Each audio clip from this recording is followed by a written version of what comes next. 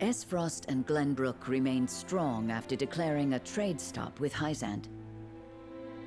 Gustadolf sends Erica to Hyzante to deliver his ultimatum, and dispatches an army to Glenbrook to increase the pressure on the Holy State.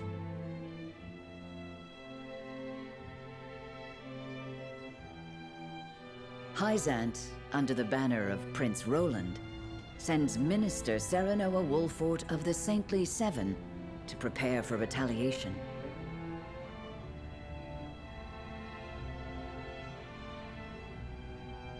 Softly but surely, Norzelia descends into war once more. Chapter 13, Part 1, Our Time Has Come.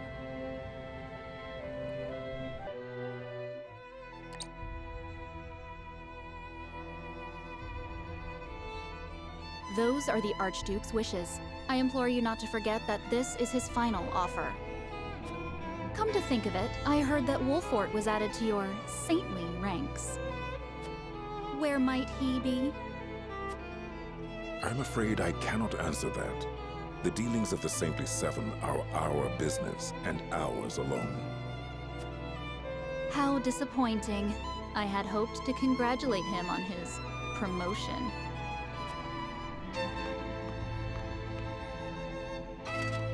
That wretched woman. Those are hardly wishes. Esfrost all but demands us open the source to restore our diplomatic relations. The Duchy fears neither a lack of salt nor the goddess's shield. We can assume they have a plan in mind. Then this was no more than a ploy to stall for time. We had best expedite House Wolfort's plans to take the capital. Minister Exheim, send word to Minister Serenoa.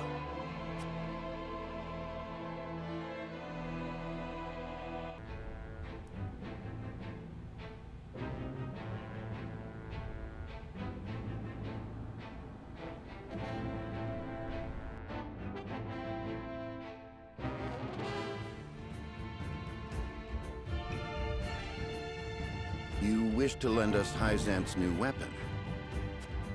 Yes, it was a directive from the Holy One. The weapon is one Minister Lila developed in secret.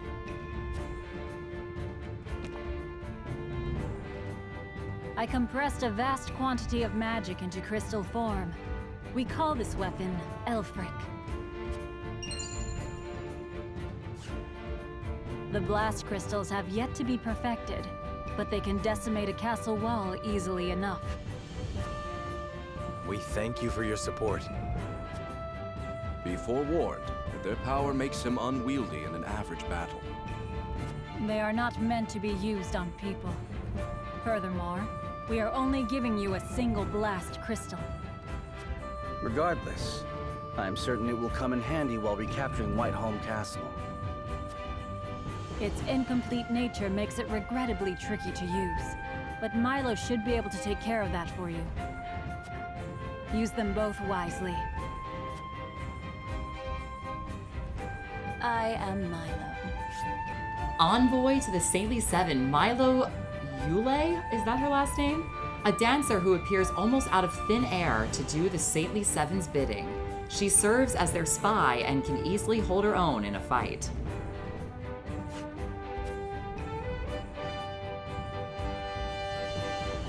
A dancer by trade, but assistant to the Saintly Seven on occasion. I shall serve you, Minister Serenoa, until we reclaim the capital. You sure you'll be okay? You needn't worry. It isn't my first time flirting with danger. A Hyzantean spy? Very likely. The blast of the Elfric should help you catch the enemy unawares. Both my army and Minister Camsel's will join in the attack. Can we entrust command to you, Minister Serenoa? Most certainly. And the crystal will be key in our plan to reclaim Glenbrook.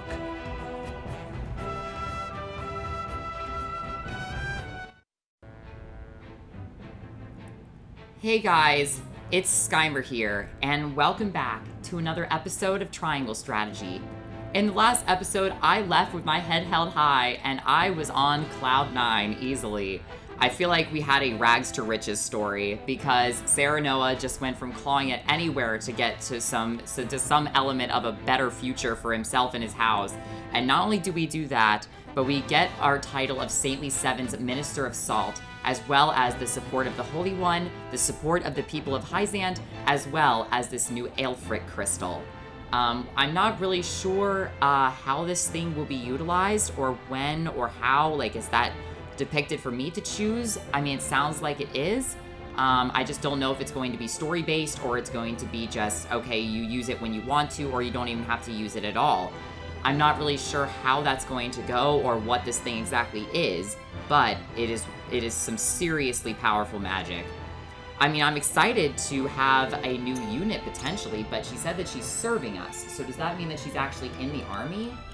I don't think she is. Nope.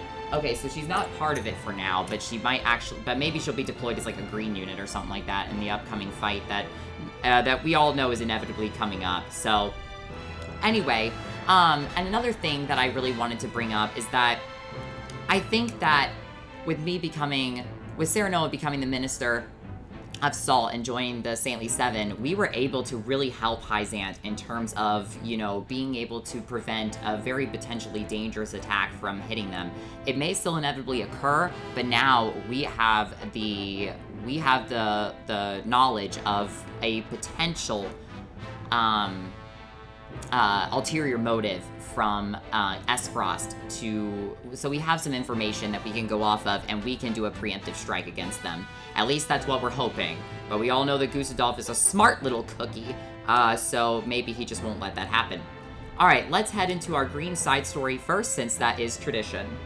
Secris reports a theft in the archives to Gustadolf.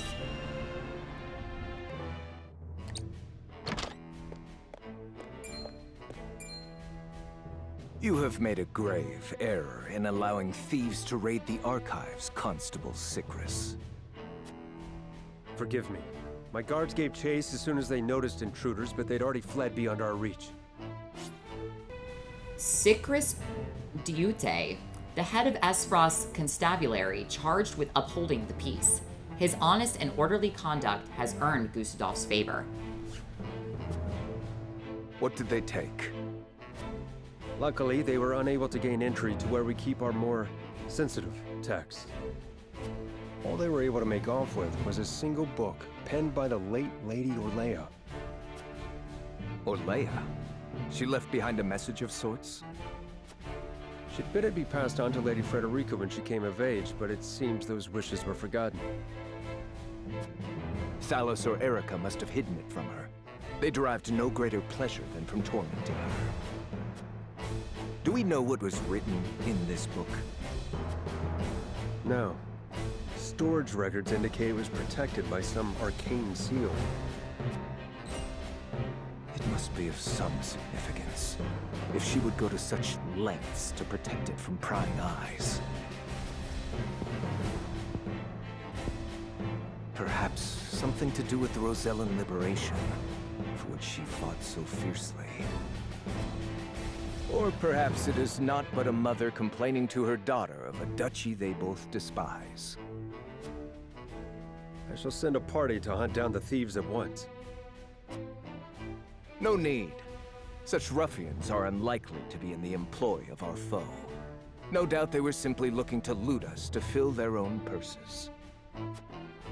It is more important that we dispose of Svarog and finish the Nell with all haste. Dispatch your soldiers there. Aye, Your Grace.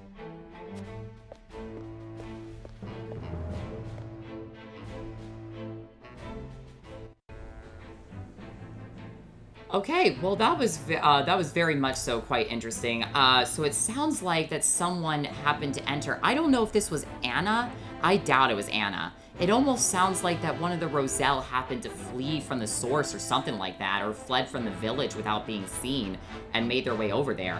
I don't actually know who this thief is or what their motive was for it. I mean, we all know that the motive probably has something to do with freeing the Roselle, but other than that, I'm not entirely certain what to expect of that. But Gustadolf is just getting more and more livid as things are happening in his own country while he's not even there. So it sounds like that, you know, with him getting all leery of other people, we have no idea who he's going to take out his rage on after Svarog. I mean, I mean, we all know that Esfrost is a whole bunch of bloodthirsty people, so what length will they stop at? No one knows. Alright, so there is something in the Tellior streets. Very interesting. Under secret orders, Huet scouts the Tellior domain with Flugi.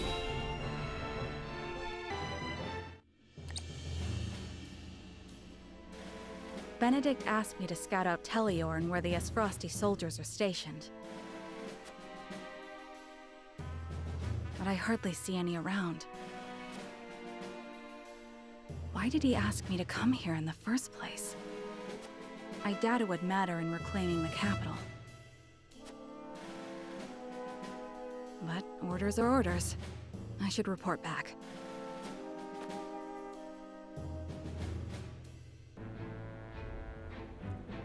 You know, this comes as quite a shock to me about Benedict. I mean, I don't know what's been going on in that little noggin of his, but recently, but I can't help but feel like that he's, I mean, he seems like he's thinking about it in the intelligent and creative ways that he's always thought about things. And I know that he's gotten me a hell out of a lot of trouble in the past by following his, you know, more destructive, more villainous types of acts.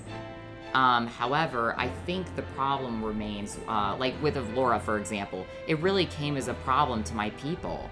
You know, I burned their homes down. I mean, I know that I've said that many, many times, but this just seems like Benedict is making these things, like either anticipating that there's something more going on, but I can't imagine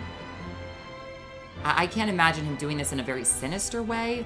He does it all for House Wolffort. I already know this, but I mean, he's not like Patriot where he just betrayed Glenbrook at a moment's notice, you know, but at the same time, it's more like, okay, but why are you making this happen? I mean, House Tellior has almost nothing going for it anymore, other than it's a factor of an Esfrosti, stronghold. But at the end of the day, you know, Silvio is no longer alive, Rufus is no longer targeting us, we're just kind of, you know, this right here is just extra space, extra land for Esfrost at this point. That's all it stands for, which is kind of shocking. I would think that they would protect this land more, considering that it's between Whiteholm Castle and the Esfrosti capital. So I don't know. I don't know why they were doing that. I don't know why Benedict made the order, and I don't know why Esfrost isn't guarding it. I mean, both ways, it doesn't make any sense. All right, so now let's go to the next big main story thing here. A missive arrives at Whiteholm Castle informing Thalas and the others of the outcome of Erica's negotiations with Hyzante. I hate that chick.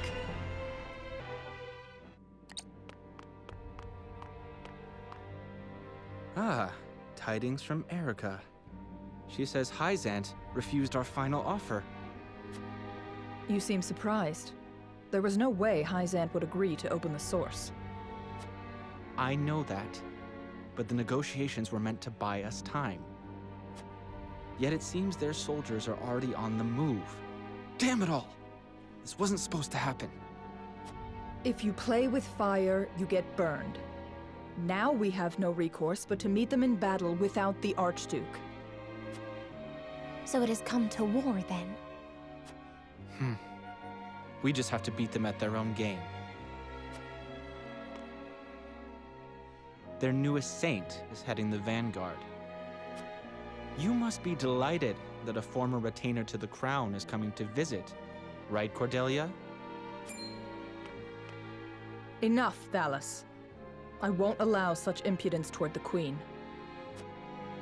Queen? This child is nothing more than a puppet.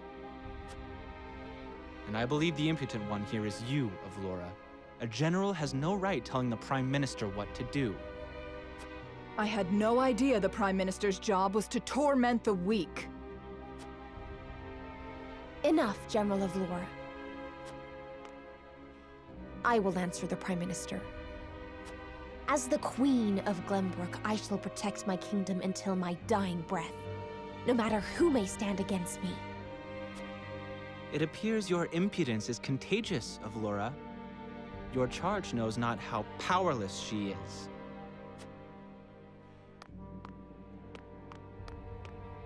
Worry not, Your Majesty. I shall protect you.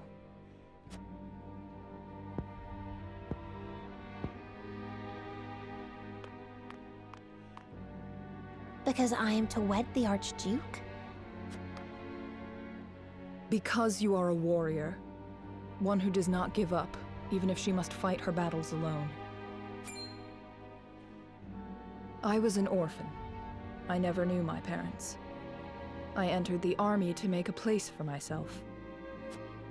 So I know better than anyone the pain of having to do everything on your own.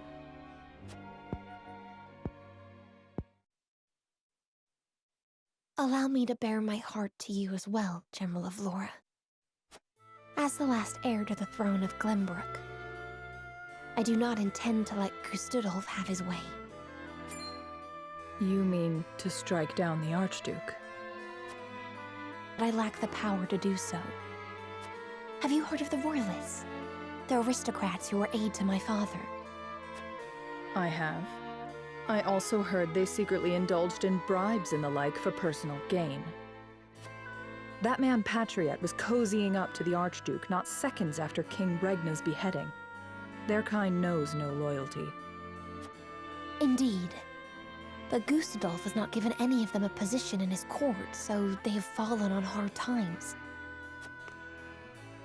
I want to ask Patriot and the other royalists for their help. Are you mad? No doubt they would wholeheartedly embrace you as their symbol, but only for their own purposes.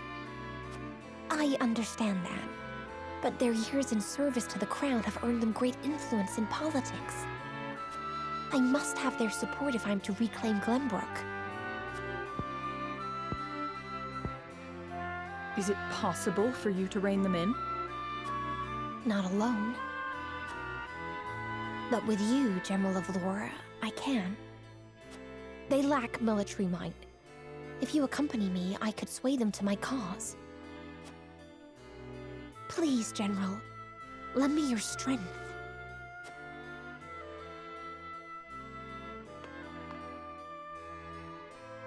As an Esfrosty general, I simply cannot turn a deaf ear to what you have told me. Did you not think I would tell the Archduke of your plans? Of course I did. But I refused to stand idly by as a mere decoration. So if it meant earning your trust, I was willing to show you that I wish to protect Glenbrook by any means necessary. You took a gamble. I had to. For it is not status or reward that moves you.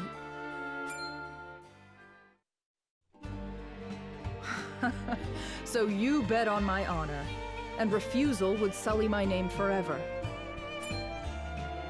However, safeguarding the kingdom comes first. Fighting at your side will have to wait. General of Laura! A word of advice, Your Majesty. Both Hyzante and the Archduke are veterans of war. The fight will not be an easy one, and may rage on for many years. Even so, I will not falter. I must do this, for my father and brothers. An admirable resolve. One which I will see fulfilled. I shall be your sword and shield, my queen. Thank you, General of Laura.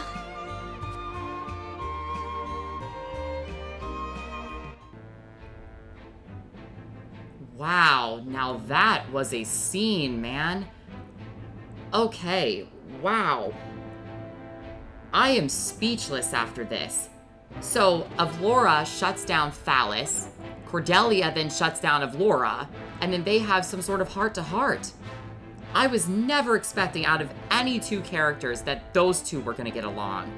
I know that they've had discussions before, but it kind of seemed like Avlora just kind of pushed her away, you know? But I think that over time, Cordelia has shown of Laura that she has more inner strength than what Avlora was ever seeing. The problem remains with where Avlora shows more loyalty. If she shows more loyalty to Cordelia because of her resolve and because of her status as queen, because status doesn't matter to her, of course, but she is her, but Cordelia is the queen and she serves the queen, Avlora does. So it's very possible that her allegiance lies more with that of Gustadolf, considering her past. And her past as an orphan was that she joined the military as a way of marking her own place in the country and for herself, giving herself something to do, something to be, something to live her life as, because she didn't feel like that she had a purpose from the beginning of her life. So just the factor that she's defending this. Now, obviously, I'm assuming that we're gonna have to fight Thalas and Avlora if we storm Whiteholm Castle, which is a little bit scary, but at the same time, that was so intriguing.